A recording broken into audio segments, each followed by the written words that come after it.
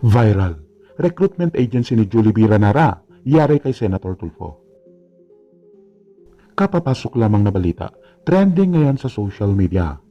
Isa sa nakikitang dahilan ni Senator Raffy Tulfo kung bakit paulit-ulit na nangyayari ang sinapit ng mga overseas Filipino workers na katulad kay Julie B. Ranara ay dahil sa kakulangan sa pagmamonitor ng mga recruitment agency. Isang OFW sa Kuwait si Ranara na pinatay at sinunog pa ang bangkay matapos nagahasain at mabuntis ng anak ng kanyang amo.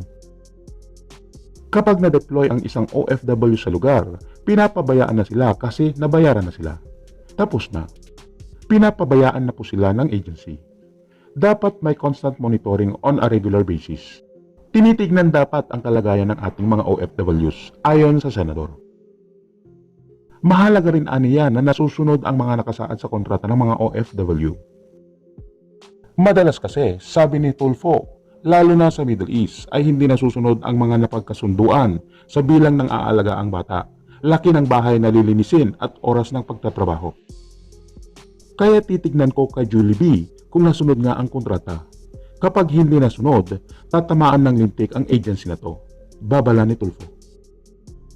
Isa si Senator Tulfo sa mga sumalubong sa pagdating ng labi ni Ranara nitong Biyernes ng gabi mula sa Kuwait. Samantala, naglabas ng suspension order ang Department of Migrant Workers o ang DMW laban sa employer ni Ranara sa Kuwait.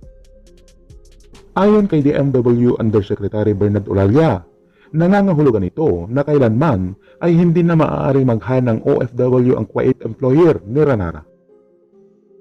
Sinabi pa ni Olalia na hindi rin malayo